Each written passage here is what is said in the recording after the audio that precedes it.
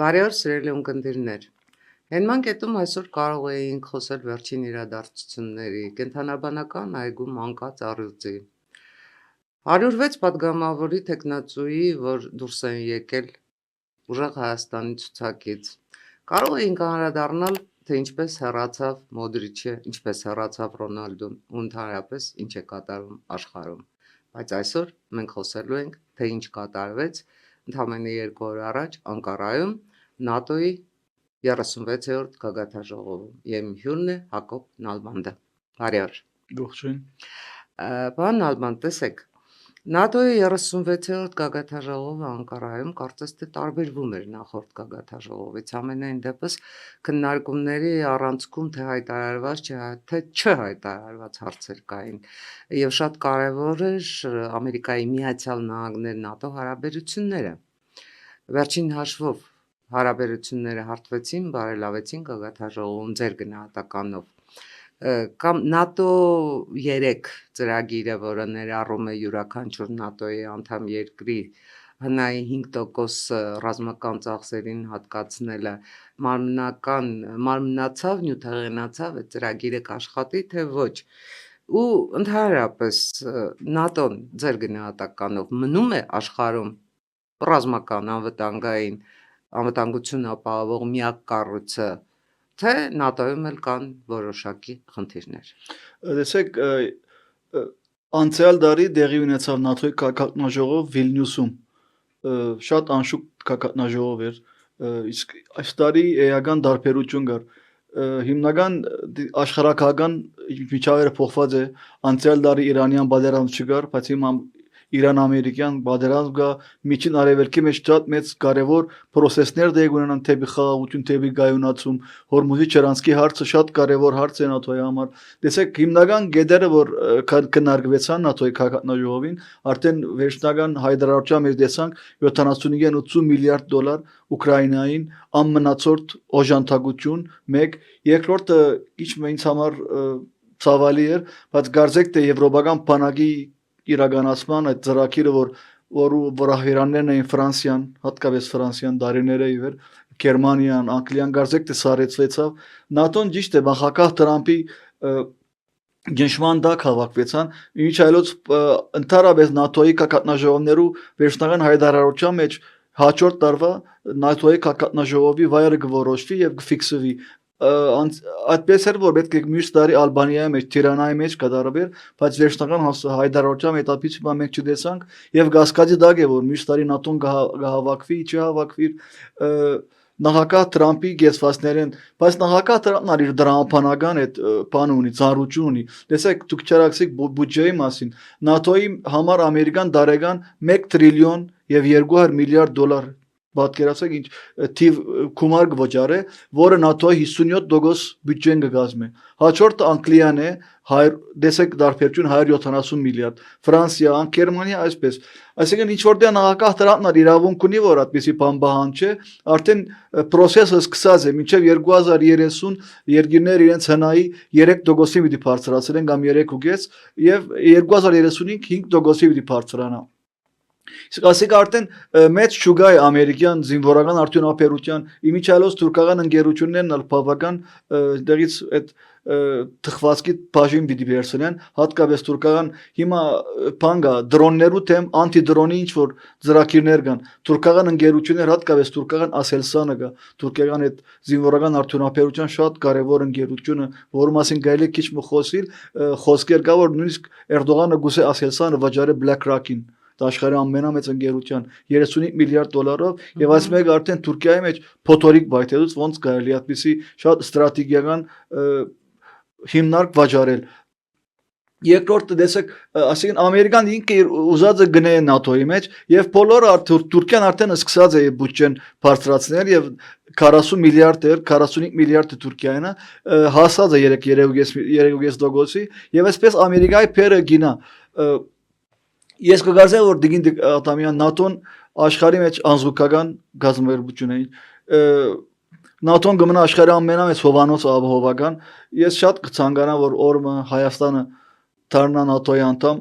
NATO plus թեկուզ մենք չմոռանանք որ Ճապոնիան, Կորեա, Հարավային Կորեան թեկուզ NATO-ի NATO-ի անդամ անդամ չեն, չեն, բայց բայց Իսրայելը Բրուքսելի մեջ իրենց օֆիսները ունեն։ այո։ Այսինքն այդպես չէ որ իրենք ես չեմ գուհուսան որ օր մորանց Հայաստանի Հանրապետությունն ալ իր օֆիսը իր գրասենյակ ունենա Բրուքսելի մեջ NATO-ի հետ շերտ հարաբերություններ մտնելով։ Մենք չմոռանանք այստեղ շատ կարևոր էր Վլադիմիր Պուտինի ռեակցիան զինվորական դարազով հանգարցել է 1 օր առաջ շատ ուշքին հարվածեց Ուկրաինան եւ այսօր NATO-ի կակատնաժողովին վերջ մենք չմոռնանք այսօր առավոտ Ֆրանսիան գներեք Ռուսաստանը թեպի Թուրքիա մատակարարվող մոտորինը արկիլափակեց որ 65% մոտորին Թուրքիան Ռուսաստանեն մատակարարվեր այսօր բոլոր քինը բարձրացած է մոտորինին հիմնական մատակարարները Չինաստանը, Հնդկաստանը եւ Թուրքիան են միամ Թուրքիային արկելափակեց Ռուսաստանը այդ պատճառով այսինքն այս 400 նորերու մասին է քիչ ես գալի է խոսիլ Ես հենց դա եմ ուզում հարցնել, տեսեք, շատ երկար ժամանակ Էրդողանը փորձում էր F-35-ները ձեռք բերել։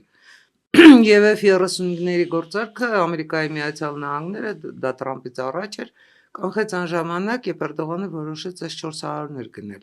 Բայց հիմա կարծես թե այս 400-ներից ազատվելու ծրագիրը արաբական էմիրություններին են փորձում վաճառել, թե ինչ են անում, այնուամենայնիվ կարծես թե F-35-ների գործարքը հնարավոր է դարձել։ Դեմ են Իսրայելը եւ Հունաստանը։ Ձեր գնահատականով այնուամենայնիվ F-35-ների վաճառքին Թուրքիային Սենատը կհամաձայնի կամ այդ գործարքը կիրականանա որպես այդպեսին, որտեվ դա տարածաշրջանում այո կարող է իսկապես ուժերի հավասարակշռության փոփոխության վրա ազդել, այդ փաստարկը բերում է հենց Հունաստանը։ Տեսեք նախագահ Տրամփ Անկարա չժամանաց հայտարարեց որ մեծ նվեր են բերելու Թուրքիային բոլոր թուրքական մեդիան խանդավառեցավ որ վերջը այդ կացայի բաժամիջոցները վերանալու են իմիջիալ իրավական թաշտի մեջ է նախագահ Տրամփի ցանկությամբ չէ 5 F-35 կան չմոռնանք այս նոր օրերուն Իսրայելի խորհրդարանը հայոց ցեղասպանություն խորհրդարանը այսինքն կառավարությունը հայոց ցեղասպանության չի մտել դակավին քնիսետ սկսած շահագործել որը մեզ համար այդքան էլ հետաքրքիր չէ բայց չմոռնանք մենք վերջին այս 2 օրերու մեջ վարչապետ Նեթանյահու 4 ամերիկյան լրատվամիջոցներու հարցազրույց տվավ որոնց մեկը CNN-ն է մեկը Fox News-ն է մյուսերը չէ միշեր բոլորի հիմնական գիզագետը F-35-երն էին Նեթանյահու շատ կվախտա որ բալանսները խանգարվին անշուշտ Նեթանյահի միացավ վարչապետ Միցոթակիսի եւս բայց վարչապետ Միցոթակիսի որ Անկարա եկավ շատ զսկուշ էր այս հարցը որ իրեն ներկայացուցին շատ զսկուշ պատասխաններ տվավ իմիջիալով տեսեք իսկապես բալանսը կխանգարվի բայց Այսինքն F-35-ը հարց իրավական հարց է մինչև կացայի բաժամիջոցները չվերանան F-400-ները Էրդողանը հայտարարում է որ այնուամենայնիվ իրենք հասան այդ պայծառ օրվան եւ Ամերիկայի Միացյալ Նահանգները վերացրեց բաժամիջոցները Անկարայի դեմ Իսկ նախագահ Տրամփ չմեկնել են ասեց որ դժվար հարց է սկիզբը որ հանդիպեցան նույնիսկ Ռաջեփ Թայիփ Էրդողան հարցազրույցին նկատիկ ասպիսի նշան արարեց Հական Ֆիդանին կամ իրենց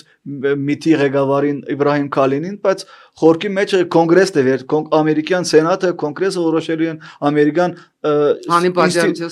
ինստիտուցիոնալ երկիր է միջև այս 400-ներեն Թուրքիան չթերբազատվի հնարավոր չէ որ ավելի F-35-երեն ավելի կարևորը դիգին Աթամյան էլ 110-ը շարժիչներ կան քան օտանավերու Ամերիկա ճիշտ է Թուրքիան քանը 5-րդ սերունդի կամ 6-րդ սերունդի ռազմական օտանավներ են բայց օտանավներու մոտորները շարժիչները Ամերիկային պիտի մատակարարվին եւ այդ կացայի բաժամիջոցներու մեջ մտած է այսինքն Թուրքիան փաստորեն չի կարողանալու իր օտանավները վեր բարձրացնել շատ իրոնիկ է Ինդոնեզիան Նիգերիան որոշ երկրներ գնաց էին բայց օտանավը շարժիչ չունի որ օդ բարձրանա այդպիսի սկանդալային վիճակ էր տեսեք ՆԱՏՕ-ի գլխավոր քարտուղարը խոսում էր որ բազմամիլիարդանոց գործարքներ են գագաթնաժողովի ընթացքում կնքվել Այդ բազմամիլիարդանոց գործարքները ավելի անվտանգ դարձնում են Եվրամիության տարածքը, թե շատ ձեռնտու են նաև Ամերիկայի Միացյալ Նահանգներին։ Եվ ես ուզում եմ, որ անպայման դուք անդրադառնաք նաև Ֆրանսիայի նախագահ Էմանուել Մակրոնի Անկարա գալուց առաջ Դամասկոս այցին, որովհետև բոլոր դեպքերում Սիրիան այն պետությունն է, որը հիմա փորձում է ոտքի կանգնել եւ Ֆրանսիայի աջակցությունը Սիրիային, ֆրանսիական թե գումարները, թե ֆրանսիական խորհրդատուները Սիրիայում կարծես թե ամուր հաստատվում են։ Տեսեք, ՆԱՏՕ-ի կակատնաժողովի կարևոր գետերը մեկը ՆԱՏՕ-ի հարավային թևը եւ արևելյան թևը զորացնելն է։ Իսկ հարավային թևի զորացումը մեզ համար գիտեք շատ քիչ պարադոքսալ բան է։ Հարավային թև զորացնել կնշանակի որ Թուրքիայի թևը զորացնել, իսկ մենք այստեղ ՀԲԳ-ի անդամ ենք։ Այսինքն փաստորեն ՆԱՏՕ-ն մեր թեման շարժվելու է, բայց փառք Աստծո մենք սարեցված վիճակի մեջ ենք, իսկ Հայաստանը դակավին իր բալանսավորված քաղաքականությունը կշարունակի, իմիջիայլոց Թուրքիայի նկատով չսկսած Իզվեստիայի մեջ շատ կարևոր հոդված լույս տեսավ ռուսական Իզվեստիայի մեջ, որտեղ Իզվեստիան նորեն քիթը գողած էր թուրքական ներքին ցանկի մեջ եւ գսե Թուրքիան բալանսավորված քաղաքականություն գվարե մինչեւ ուր։ Այսինքն Ռուսաստանի իր իսկական խնդրեմ է Թուրքիայի նման մեծ երկիր բալանսավորված քաղաքականություն գվարե եւ այդ քաղաքականության ձանության դագը մնացած է։ Իսկ մենք դագավին կշարունակենք։ Ես կվախտամ որ Հայաստանը այս բալանսավորման քաղաքականության զուգակի մեջ ինա եւ մնա։ Շատ վտանգավոր է։ Իհարկե Արևելյան գոմը զորացուցին, հատկապես Բալտյան երկրները, Լեհաստանը, որը իսկապես վտանգը հիմա տեսեք դարիներ ՆԱՏՕ-ն չէր շեշտեր, որ Ռուսաստանն է իր հիմնական ճշտամին։ Աֆղանիստանը էր, ինչ որ թերորիզմն էր, բայց այս կակատնաժողովին ՆԱՏՕ-ն նախ դադարեցրեց Ռուսաստանի հարվածումը Ուկրաինա եւ ասավ դա տերորիստական շարժ է։ Տերորիստական բան շատ կարեւոր է։ Այո, ՆԱՏՕ-ն հիմա մեծ արդյունաբերական շրջապան է, շուգա է, որ մենք ամենից Ամերիկայի Միացյալ Նահանգները օգտվելու է, քիչ արժի ինչպես ասի թուրքական արդյունաբերական ընկերությունները օգտվելու են ֆրանսիական դարբեր։ Իսկ ինչ կմնա նախագահ Մակրոնի այցելության Դամասկոս։ Տեսեք արդեն Սուրիան 2 տարի է որ անկախացավ, իսկապես անկախացավ Սուրիան։ Նախագահ Մակրոնի 2 օր առաջ գերմանական պատվիրակություն կար Սիրիայում, մեծ ծրագրերու մասին գուզեին խոսել Չմոռնանք ինչ կգդարվի Իրաքի մեջ, ինչպիսի ցերպակալումներ տեղի ունեցան, բացահայտումներ տեղի ունեցան, Ամերիկայի Միացյալ Նահանգները Իրաքի նորընտիր վարչապետին Ալի Զեյդին իսկապես գոժանտակ է, որ այսպիսի կոռուպցիոն երևույթները վերացնե, իսկ այս կոռուպցիոն երևույթները դեպ իսկապես իրանյան ժողովանը կան, այդ հայապողական կորպուսները կան, անկայունության։ Երկրորդը Լիբանանի մեջ Հոզբոլլահը դեսնենք ինչպիսի հարվածներու գենտարգվի մենք չմոռնանք ամսու 22-ին կամ 23-ին նախագահ Տրամփ Լիբանանի նախագահ Ջոզեֆ Օնին հրավիրած է Ամերիկա այսինքն միջին արևելքի մեջ ժամանակին Բաղդադ Դամասկոս Լիբանան այդ Բեյրութ քիծը անկայունության քիծ էր Իրանը շատ լավ գոկտագործեր այդտեղ եւ զենք կմտագարարեր հիմա կարծեք թե պիտի դառնա չմոռնանք Բասրա Բանիաս խողովակաշարերը այդ պիտի վերականգնվին երկաթ քիզերը պիտի վերականգնվին Սաուդի Արաբիայից դեպի Եվրոպա 100% եթե մենք ախուրիկով սկսենք միանալ Թուրքիային մեզ համար մեծ հնարավորություն է արաբական աշխարհի բացվել սուրիական միջերգանի նավահանգիստներում բացվել այդ մասին պետք է մտածենք եւ նախագահ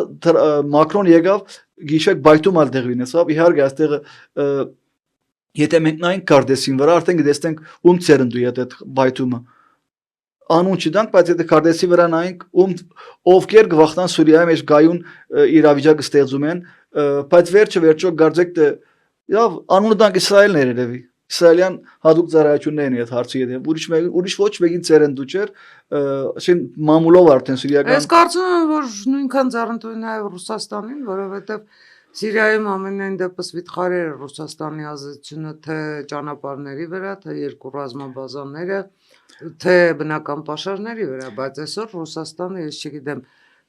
քանի ռազմաբազա ունի Սիրիայում ու ընդհանրապես ռուսներին ինչ խոսքով են Բարի խոսքով են նշում Սիրիայում, թե այսպես օր առաջ հրաժեշտի խոսքով են նշում Սիրիայում, չմոռանանք նաև, որ Սիրիայի նոր նախագահի Ալ-Շարայի պահանջներ վերադարձնել Ասադին, բայց ռուսները կարծես թե մտադիր չեն դա անել, այսինքն դա խնդիր է դրված Ասադին կտակ ռազմաբազան գուցե պահենք, չեք տա հրաժարվեք նաև ռազմաբազայի վերջին, ասենք, հատվածներից։ Արդեն իմ ռազմաբազան տեսեք Ռուսաստան այդպիսի ռիսկի չի թեմել, որովհետև այնպիսի եթե այդպիսի ռիսկի թեմել Ռուսաստանը անմիջապես Սուրիան բազան կփակի արդեն օտագայանը որ գա խմեմիմը առաջ Ռուսաստանը մինակ դորիները կորզի արդեն համագործակցություն գա Սիրիայի եւ Ռուսաստանի մեջ իսկ Թարտուսի նավանկիստի մեջ մինիմում ուժեր կան ռուսական այդպես որ Ռուսաստանը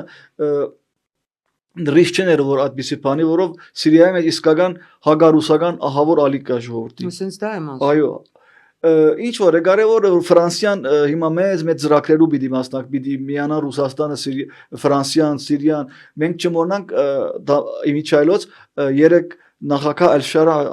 Անկարա մեկնեցավ եւ պատմության մեջ առաջին անգամ լինելով Սիրիայի նախագահը հրավիրվեցավ այդ կակատնաժողովին եւ հանդիպում տեղի ունեցավ նախագահ Թրամփի եւ նախագահ Շարայի միջեւ եւ չմոռնամ 1979-ից ի վեր Սուրիան terrorizmը օժանդակող երկրներ ցուցակի մեջ էր 3-1-ն ալ վերացավ այսինքն վերջին խոչիչոտն էր արդեն եւ նախարար Ռոբիո Հայդարարեց որ արդեն ամեն ինչ բաց է Միջին արևելքը դեպի գայունություն գերտա գայունությունը Եթե հաջողվի կայանացնել նաև իրավիճակը Լիբանանում Հեզբոլլահի հետ կապված մեծ մերձավոր արևելքում կարծես թե վերջին հաշվով հնարավոր է խաղաղություն ձևավորվի Իրանը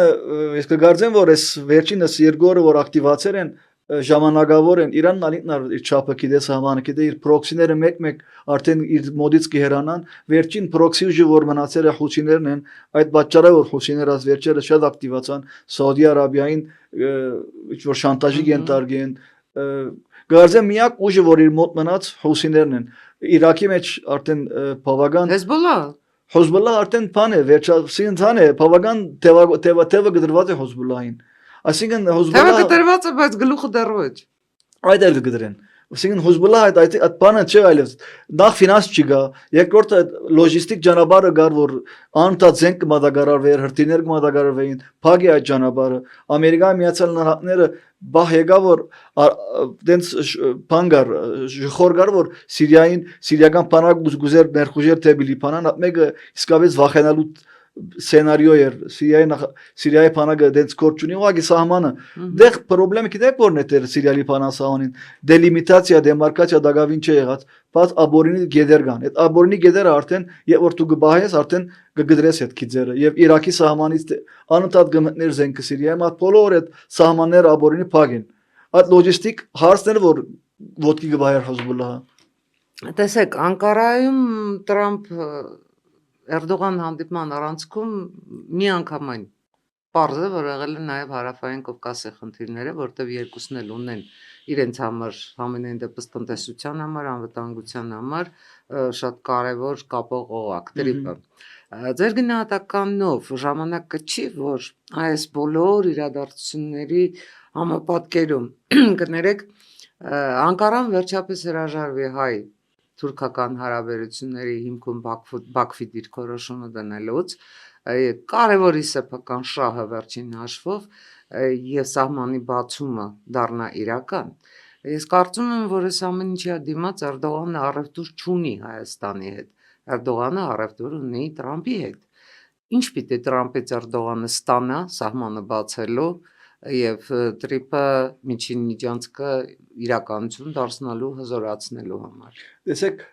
ես կհետևեմ իշու թուրքական մեդիային հատ օրինակ ինտիմատիվ մեդիան անընդհատ կմեղադրեր թուրքական իշխանություններուն որ չեն կարողանում անջատել Թուրքիայի շահերը Ադրբեջանի շահերին եւ դեն ինտեգրացված են Հիմա իսկ վերջերս աս վերջին 15 օր արդեն թուրքական իշխանական մեդիան ար սկսած է բարձրացնել իրենց վերլուծապաններով, իրենց քաղաքագետներով, որ այլևս պետք է Թուրքիան անկախ գաղափարություն վարե, անկախ Ադրբեջան-Հայաստան հարաբերություններից, այդ սահմանադրական այո սահմանադրության փոփոխություններ են, պետք է Թուրքիան իր շահերը առաջ մղի եւ անմիջապես հայ-թուրքական սահմանը բացվի։ Իսկ Էրդողանի համար գիտեք Էրդողանը այդ ղեկավարն է, որ լեգիտիմություն չունի Թուրքիայի մեջ։ Ինչքան այլ ընդրություններ տեղի ունեցել են, բայց հիմա բոլոր վիճակագրությունները ցույց տան, որ Էրդողանի գուսակցությունը AKP-ն, այսինքն 26-27% է իսկ Որքանով հիշում եմ վերջին ընտրություններում Էրդողանը կարողացավ վերստին վարչապետ դառնալ 1 միլիոնի տարբերություն։ 52%, բայց դրան հաջորդեց դիմընդրությունները, Որտեղ Էրդողանը 65% Այո։ ընդդիմություն չախչախից բարդություն էր։ Իսկ Թուրքիայի մեջ կարևոր խոսք կա, ով գիշխե Իստանբուլի վրա, գիշխե Թուրքիայի վրա։ Իսկ Իստանբուլի վրա ընդդիմությունը գիշխե որու ղեկավար հիմա փանդերն է։ Կալանավորված քաղաքապետերի այ հոն է հարցը։ շարժումը։ Էրդողանը իր լեգիտիմությունը գործե վերցնել Ամերիկայից, Արևմուտքից։ Այնուամենայնիվ հայ-թուրքական սահմանի բացումը մեզ մոտ ապագայում սպառնում է։ Ես կգարձեմ չի սպառնա ընդհանրակը, երբ որ 1990-ականներու սկիզբը Սպառնալիք ես նկատի ունեի, երբ կբացվի։ հա Ոչ իբրև բուն սպառնալիք, որովհետև միանշանակ է, որ հայ-թուրքական սահմանի բացումը գերկարևոր է թե Հայաստանի համար, թե ընդհանուր տարածաշրջանի համար, որտեղ տարածաշրջանում հաղորդակցողիների բացումը բոլորովին այլ թե նոր լոգիստիկային ստեղծելու, թե հնարավորություն են տալու ապրանքների ու հոսքի նաև միջին ասիական հանրապետություններն են դուրս գալու Եվրոպա։ տեսեք թուրքական պաշտոնական հայտարարության մեջ Թրամփ-Էրդողան հանդիպման ժամանակ ամբը արձարծված է հարավային Կովկասի հարցը պաշտոնապես հայտարարվեցավ, թե հայ-թուրքական սահմանի բացումը միջին ասիական երկրներու հետ գաբի հաստատումը տեսեք ինչքան Հորմուզի չրանցքը անգայուն դառնա, կամ միջանցքի ստրատեգիական արժեքը կբարձրանա։ Ինչ է կատարվում հիմա Թուրքիայում։ Միանշանակ է, որ Ռեջեփ Թայիփ Էրդողանը չի ցանկանում իշխանության հրաժեշտ տալ եւ բոլոր հնարավոր տարբերակներով փորձելու է գնալ վերընտրության։ Տարբերակները կարծես թե շատ չեն, կամ պիտի գնա արտահերտ ընտրությունների, կամ պիտի փորձի սահմանադրություն փոխել։ Որն է առավել հավանական եւ իսկապես Ռեջեփ Թայիփ Էրդողանը կարող է վերընտրվել։ Տեսեք Էրդողանի համար ամենավտանգը ժողովրդի հանրապետական կուսակցության վերել կնել։ Երբ ժողովրդի հանրապետական կուսակցությունը իր ղեկավարը ընդրություններով փոխեց Քեմալ Քılıçdaroğlu'ին, հաջորդեց Էզգյուր Էզելը թրիչքի անցավ 20% քվեներեն հասավ 40%-ի եւ սպառնաց Էրդողանին։ Հիմա Էրդողանը, գիտեք, Թուրքիան կոռումպացված երկիր է, թադական համագարկ լրիվ քաղաքականացված է։ Էրդողանը ազատությունները շատ բանդերը լեցված են արվեստագետներով, գրողներով, լրագրողներով, կոմեդիաններ, վերջը կոմեդիան, այս վերջերս մի հատ կոմեդիան Էրդողանին, ասինքն բարձավեց կոմեդիա էր, բարսաված էր, շատ սիրուն ցերով, փանդն է արդեն այդ տղան։ Կարևորը Էրդողանը գպաստվի, որ մենք կգարձենք, որ ժամանակին Մերալ Աքշեները գար հասկային ուժի այդ դիգինը, կգարձենք, որ ինքն է Տրոյանցին Էրդողանի ընդդիմության մեջ լավ կուսակցության հիմնադիրն է Մերալ Աքշեները։ Հետո հերացավ Մերալ Աքշեները, որ 6 անգյուն սեղանը դաբալվեցավ։ Հիմա կբարձվի, որ լրիվ պատմությունը ուրիշ է։ Փաստորեն Ռեջեփ Թայիփ Էրդողանի ընդդիմության մեջ Տրոյանցին հենց ընդդիմության ղեկավարն է Քեմալ Քılıçdaroğlu'ն։ Այդ մեկը կբարձվի։ Հիմա Քեմալ Քılıçdaroğlu'ն Թադարանով ետ վերադարձավ ժողովրդի հանրապետական կուսակցության ղեկավար եւ անշուշտ երեք բարակ դեցավ բոլոր այդ բլոկը հերացավ իրմե եւ կգարձեմ, որ Ռեջեփ Թայիփ Էրդողանը հիմա գործե այդ ընդրություն այդ գուսակցությունը 5-6 հոգի վերցնե խորհրդարանի մեջ եւ 400-ի կհասնի եւ 400 թիվի որ կհասնի կգնա սահմանությունը փոխել առանց ռեֆերենդումի գնալու։ Ռեջեփ Թայիփ Էրդողանը այս կգարձեմ 2027-ին կամ 26-ի դեպքում մոդենալ այս տարվա վերջի ընդրություններում կնարակ, որով Թուրքիայի մեջ տնտեսությունը փլած է։ Ինչքան արագ կանավ իր պատկերացումով ինքը դառնա նախագահ, իր դղան դառնա ասինքն փոխ նախագահ։ Դղան թե Փեսան։ Չէ, արդեն մեծ փախում կա դղան, Բելալի մասին է։ Փեսային ինչ որ պրոբլեմներ կան Բերատ Արբայրակի եւ Բիլալի մեջ, մեծ փախում կա թուրքական բալադի մեջ։ Ոնց որ Օսմանյան բادرազն է։ Չէ, Ֆիդանի հիմնական օժանդակողը Ռուսաստանն է։ Մենք չմոռանանք ինչպես թիմավորեց վերջերս նախագահ Պուտինը Հական Ֆիդանին դե նույն դպրոցեն կան նույն դպրոցի մարտիկ են հիմնական օժանդակողը Հական Ֆիդանին Ռուսաստանն է Պուտինն է ավելի ճիշտ իսկ Ամերիկան արդեն Ֆիդանին աչքի հանած է Ամերիկան ամեն ինչ կնե որ իդ վերարտադրի Ռաջեփ Թայիփ Էրդողանը եւ իր դղան տեսնենք վերջը Թուրքիան ժողովրդավար երկիր է եթե ընդրությունները լան կգարձեն որ Թայիփ Էրդողան կչախչախվի այս անգամ եւ կգարձեն որ մեր շահերեն կփխի որ ավելի ժողովրդավար Թուրքիա լինի ավելի գախադես Թուրքիա լինի ավելի գայուն Թուրքիա լինի Ռեջեփ Թայիփ Էրդողանը ինչ որ անգայուն վիճակներ կստեղծի Թուրքիայի մեջ Չունեք տպավորություն, որ Էրդողանը երկրի ներքին խնդիրները փորձում է լուծել արտաքին գործոնների, այսպես, չգիտեմ, վրաշեշտը դնելով, եւ փորձում է, ասենք, տարածաշրջանում ներկայանալ Եվրամիության, Ամերիկայի Միացյալ Նահանգների ներկայացուցիչ, թեպետ նրանցից այդ ամենայն դեպս մանդատը չի ստացել։ Թուրքիան մնում է Թուրքիա, այո, Թուրքիան ՆԱՏՕ-ի անդամ է, այո, Թուրքիան Եվրամիության հետ ազատ առևտրի համաձայնագիր ունի, Եվրամիության անդամ չի, Թուրքիան ընդհանրապես տարածաշրջանում իր ազդեցությունը ունեցող պետություն է, բայց Թուրքիան այն պետությունը չի, որ տարածաշրջանի զարգացման ուղղությունը որոշարկի։ Տեսեք, Ռեջեփ Թայիփ Էրդողանը իսկապես օրագարկ շեղելու, փոխելու պրոֆեսոր է, ակադեմիկոս է։ Ինքը անընդհատ ներքին դնդեսական այդ ծանր իրավիճակը ինչ որ բաներով կփորձե փոխել որ օրագարկը շեղե Թուրքիայի ժողովուրդը գիտեք շատ ծանր դնդեսական իրավիճակի մեկնած Էրդողանի քաղաքականությունից դե Խայիմ Նաումի ծրագիրը կա մի քուշե գալի է խոսել այդ Խայիմ Նաումի ծրագրի մասին այդ 1940-ներում մշակված ծրագիրը եւ այսօր Ռաջեփ Թայիփ Էրդողան 6 գեդե կփականը մեկ յուրահատուկ այդ գեդերը բոլորը կգիրարի Թայիփ Էրդողանը Անշուշտ Թուրքիան տեսեք Թուրքիայի քաղաքացիները լուրջ խնդրեմ ունեն վիզայի Եվրոմիության Ընդհանրապես շատ դժվար է Թուրքիայի Հանրապետության քաղաքացին Եվրոմիության վիզա ստանալու հարցը շատ դժվար է նույնիսկ ասենք բիզնեսմեններ կմերժվին ուսանողներ կմերժվին ինչ որ այս մաքսային միության այդ հարցերում Թուրքիան եվրոպական ասենք Եվրոխորհրդարանի մեջ մենք չդիմորնանք որ Թուրքիայի ռապորտորը վերջերս իսպանացի էր ամոր շատ այդ զեկույցը շատ ծանր զեկույց էր որ մարդու իրավունքներով գոբիտ խախտում կա անցյալ օր Իստանբուլի քաղաքապետի Թադադի ներկա եղավ այդ ռապորտորը զեկուցողը եւ շատ վատ այսինքն շատ ծանր զեկույց գրած էր Թուրքիայի մեջ մարդու իրավունքներու գոբիտ խախտման ժողովրդավարության հետ գայլերու մասին տնտեսական ծանր իրավիճակի մասին Թուրքիան ճիշտ է Թուրքիան բան է որ Ամերիկայի արևմուտքի ծրագրերը իրականացրող մարդ էր Էրդողանը միջին արևելքի մեջ Կովկասի մեջ միջին Ասիայի մեջ ինչ որ Իրանի հետ բալանս պահելու ինչ ման խոսքեր կա որ թուրքական բանակը գնալու է եւ Հորմուզի շրանսկի մեջ բաները ագանազերծում կատարելու է Իսկ թուրքական ընդդիմությունը փորփոքած է այս մարդը, որ ասին ուրիշ մարդ չմնաց թուրքական զինվորը գնալու է հասնելու է Հորմուզի չրանց։ Այդպես լավ ապարատ է օգտագործելու Թայիփ Էրդողանը Ամերիկայի եւ Արևմուտքի ցերկ, որովհետեւ մենք չմոռանանք, քանի դարբեր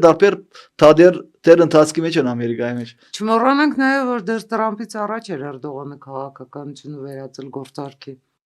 Էրդողանը բիզնեսмен մարդ է։ Նույն Տրամփի, ասինքն երկվորյակ են, իրար լեզից լավ են հասկանում։ Անտա Տրամփը Էրդողանին գկովե թուրքական բանակը գկովե, ինչ որտեղ է թուրքական բանակը պիտի օգտագործեն չէ բանի նման, Չեխովի այդ նշանավոր է զենքի նման, այո, գախված է պիտի գրագվի։ Լավ, շատ լավ։ Ես ուզում եմ վերադառնանք Հայաստան ձեր գնահատականով։ Մեր Հունիսի 7-ի ընտրությունները տարածաշրջանի վրա ինչ ազդեցություն ունեցան։ Մենք սովորաբար խոսում ենք ներհայաստանյան քաղաքական կյանքում ազդեցության մասին, բայց ակնհայտ է նաև որ այդ ընտրությունները որոշակի տրիգեր դարձան Ադրբեջանից հնչող հայտարարությունների, որոշակի տրիգեր դարձան նաև Անկարայից հնչող հայտարարությունների, վերջո արտաքին գործոնների վրա այս ընտրությունների արդյունքները ինչպես ազդեցին։ Այսինքն գործող իշխանություններու շարունակությունը թեկուզ սահմանադրական մեծամասնություն չհավաքեց ցերնդի էր թե Արևմուտքի համար, թե Ադրբեջանի համար, թե Թուրքիայի համար, գարձեն Վրաստանի համար, ալիչկան Վրաստանի մեջ իմ այդպիսի